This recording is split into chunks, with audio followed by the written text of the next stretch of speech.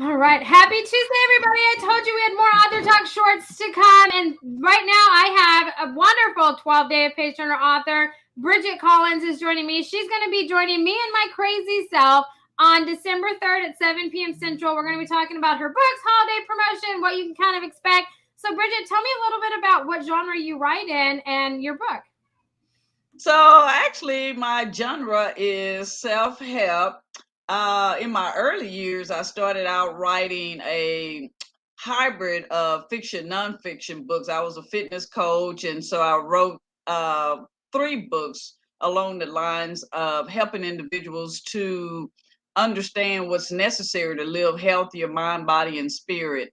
And so my latest book, Yes, I Am Fed Up. Now what? 4 self-driven steps to move your well-being and work forward. Once again, it's a self-help book. As we see, we've got a lot of folks walking around fed up with some aspect of their life. And so this book is designed to provoke thought on actions people can take to move themselves out of that fed up state of being. See, I love that. But you come into my life at the right time because, like you said, everybody at some point is just fed up. And they're like, why? What is the problem? What is this? How can I change it? How can I do all of those things? Right? I feel like, Absolutely. and because I'm a firm believer that we all go through seasons in life. And I feel like each season that we go through is one of those things where it's like shedding new skin, right? And it's like, okay, well, I want to do this. I'm tired of doing this, right? And those are feed into your seasons of life. So I love that, and I love how you have written other books as well. So look at you, just getting bit by the written bug and writing all kinds of books and everything. So how long did it take you to write this book? You know what? It's kind of like I toyed around with this book for 3 or 4 years. Actually, I could never get the thoughts of how I wanted to, what information I wanted to lay out in the book. And I'd write, chapters, and I would write titles to a book, and just nothing would just, ignite what I needed to ignite for me to complete the book. And so probably like we'll say now this book was written primarily during the pandemic, published last November. And at some point, a light bulb just, as you're listening to the news, you're reading all kinds of materials, you're even witnessing people that are fed up. And so it just came to me one day. It was like, yes, I am fed up. Now what? Because what I found was a lot of times people stay stuck right there on fed up. You talked about how you shed all of these layers of stuff that you need to shed. Well, a lot of times people never come to that conclusion. And so I was interacting with people that are talented, people that have certain skill sets, but they don't recognize it because they're fed up and they're stuck right there. And so really, uh, once that title kind of came forward, that's what I wanted to write about, it probably took me a good 8 to 12 months to really lay it out and work with the editor on making sure things was clear and concise, because I wanted the book to be more conversational, like it's just you and I sitting at a picnic table talking about aspects of our lives that we're fed up in, whether it's our finances, whether it's some relationship or the marriage or my kids or some health problem, or I just can't get on track. It's just like we're just sitting there talking. It's kind of like, okay, so what is the first thing I need to do? I need to do some self analysis. I need to analyze the why. And Right. so when we talk about the 4 steps in the book, the first step is to conduct a self-analysis. Then we move to self-transformation. Then we move to self-evolution. And then if everything goes right, now we position ourselves for the self-narration piece to help people understand what's necessary to be a best version of themselves. Yeah. See, I love that because I think, in order to do those things, you have to shed new skin and grow and stuff to become the best version of your time in that season or whatever, because we're always trying to better ourselves, right? And so I love that. So how did you go about publishing your book? Did you find a publisher? Did you self-publish and indie publish your book? What was that avenue like for you? So I'm a self-published author. It's kind of like I write the book, put all the pieces together, and then, work with an editor, a professional editor, to make sure that the content is at its best delivery state. Then I worked with a company that actually designed the book, the book cover for me, and then I worked with another company on the interior design. So as you know, you've got all of these people, these pieces that at some point you've got to interact with to get the final published product. And so then I use Lightning Source as my distributor. And so it's just kind of like you're the writer, you're the promoter, you're the marketing person, you're the one that's putting all these pieces together. Now, eventually you're the accountant and all of those things as well. Right. No, I love indie self-published published authors. That's my my real house. It makes me so happy. I love to work with you. I feel like you guys work so hard in the industry because you really do have to wear multiple hats and know when to put that hat on, And so you guys are near and dear to my heart. I love self-published or indie authors. It just makes me, you guys make me so happy. I've worked in that realm for so long. I'm just like, oh yes, I absolutely love it. So you mentioned a little bit earlier that this isn't the first book you've written. You have written some other books. So tell us about your previous work that you've done. So my first book is Imagine Living Healthier, Mind, Body, and Soul. It's 3 different stories in this book. A story of Sarah, a professional female, young, can't seem to get on track with her life.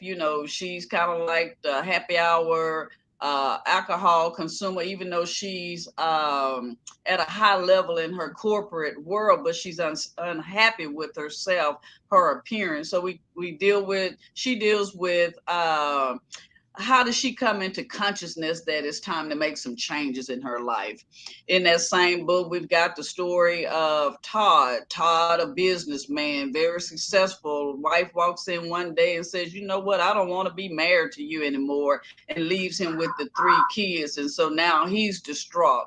But he comes into awareness that he needs to focus on his health and wellness now because he has 3 children that are depending on him.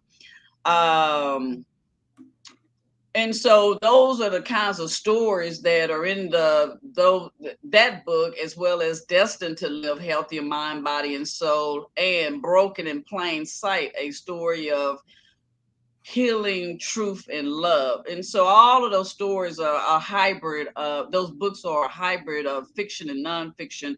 Well, I'm illustrating through these characters things that people are dealing with in their daily lives, but in the midst of it all, you've got to figure out how to be healthier, mind, body, and soul. You've got to figure out how to eat healthier. You've got to figure out how to incorporate exercise into your daily routine in spite of all of these things that you're dealing with. Because a lot of times what people don't understand, it's like you can kind of bounce back from those kind of things, but if you get some serious illness or disease, you may not be able to bounce back from that. And so let's address, in the midst of everything that you're dealing with, how to incorporate these healthier lifestyle habits that they say are necessary for us to live longer, healthier lives. And then once you figure that piece out, it's amazing how your mindset, your spirit can change as a result of you just now being attentive to you and your wellness. Yeah. Huge. I don't know. I live my life that way. I always feel like your mindset really determines, what kind of day you're going to go, your impact you can make on people. Like mindset's always been really big for me. But I love what you said about like health and stuff, because I just got over being sick for a long time. And I feel like the older I get, the longer it takes me to bounce back. It's the craziest thing. And so I understand all of that. And I feel like it's a need. And you answered one of the questions I was going to ask, is it all nonfiction? But you blend together fiction and nonfiction stories. So, what is that process like for you? Do you find that to be difficult to do, to mix with nonfiction and fiction together? Because to be quite honest, I've never heard of a book that is mixed that way. And so this is new to me. See, this is why I love like indie self-published authors. You guys do such cool things. But was that difficult to do, to like find that balance of both, or what was that like for you? So in the midst of an HR career, human resources career, one of my side gigs was being a personal trainer back in the day, a fitness coach and a running coach. So I had the health and fitness information just by virtue of being a fitness coach, we'll just say, or a personal trainer. And so when I thought about, I had clients, and these clients, you know, it's kind of like you're going to them and say, okay, you want to make sure, you're eating breakfast, you're eating structured meals that consist of fruits and vegetables and lean meats and minimal fat and not so much sodium.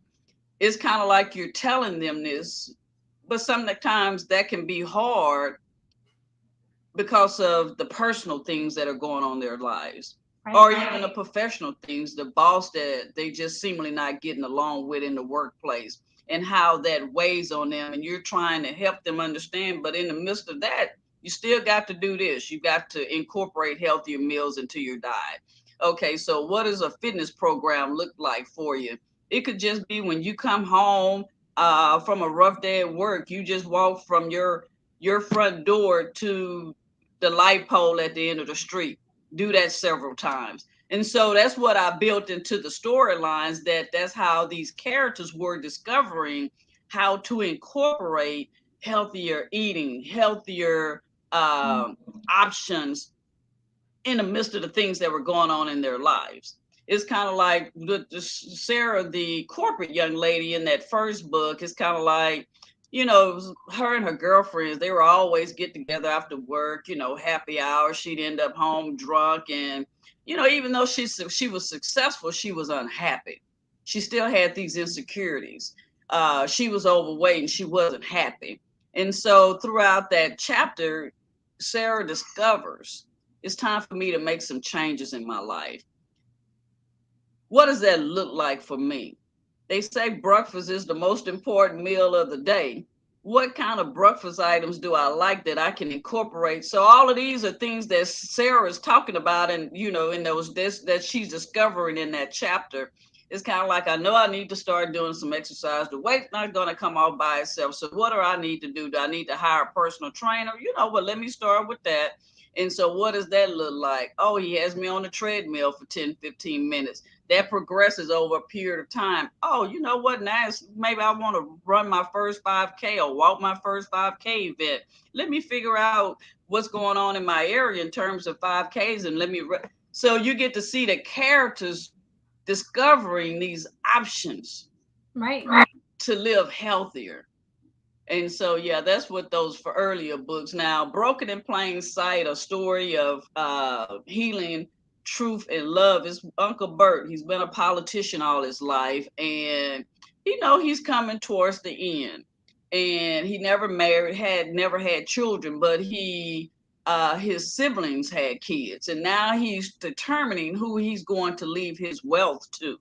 Well, you just don't want to leave your wealth to kids, that probably got some drug addiction, or their lives are turksy-turvy. They just, and so now he gives them all an assignment.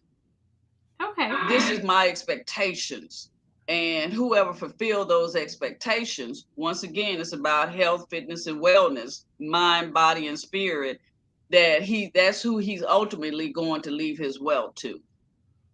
Oh, okay. It bridges the gap and makes it more relatable for people without calling people out. Okay. I love that, because I feel like that's something I would read, and I am very visual, so I have to have like examples like that. So that really resonates with me. So I understand why you did it, right? Because I am probably your target market for sure. But you decided to join me on the 12 Days of Page Turners, and you're going to be on with me on December 3rd at 7 p.m. Central. So So without telling us exactly what your holiday promotion is that we're going to be talking about, can you give us a little bit of hints or a teaser as to what we can expect to hear from you on the 3rd? So there will be some sort of promotion for the book, and then an opportunity in my latest book. There are some exercises in the book because I was very intentional about helping people discover how to be the best version of themselves.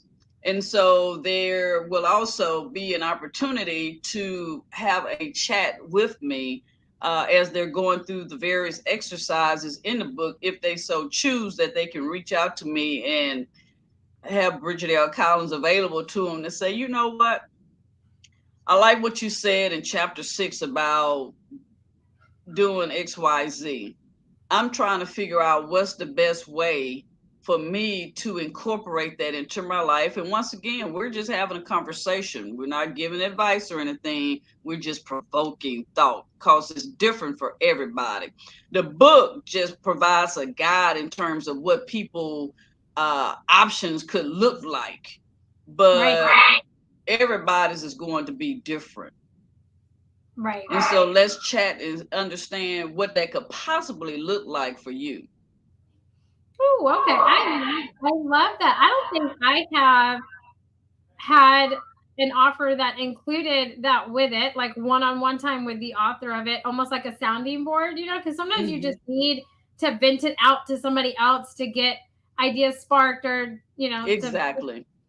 most people call it, like vomiting. You need to like word vomit, and it helps you process instead of being so much into your head. And like to have that with somebody works out wonderful. So, oh my gosh, okay, that's going to be amazing. I'm super excited about it. See, even Mr. Kelso is excited. He said that is something that's really cool. I think it's something that also is needed, and readers love to communicate and have access to the author, and especially at Exactly. this time when you can ask questions or just be like, oh man, this is like, I love this, but I don't know how to implement it or whatever, just as a sounding board, I think is amazing. Yeah. So, Bridgette, oh my gosh, I cannot wait to talk more with you on the 3rd, find out more about it, more about your offer, and just hear how awesome you are, because you are truly incredible. So thank you so much for taking time out of your day to speak with me and for joining the 12 Days of Page Turners. I cannot wait. So you guys remember, Bridgette Collins is going to be joining us on December 3rd at 7 p.m. Central. We'll hear more about her holiday promotion, more about her books and all of her books, and just her as an author and a writer in general, and what else she can do to help you or benefit, and to book that call with her. Because I'm telling you, who doesn't love to talk to the author, especially when you have questions? We have plenty more of Author Talk Shorts coming up, but don't forget the 12 Days of Page Runners does start 1 week from this Thursday at 7 p.m. Central, and we'll be going for 12 straight days. So until then, everybody, bye for now. Bye.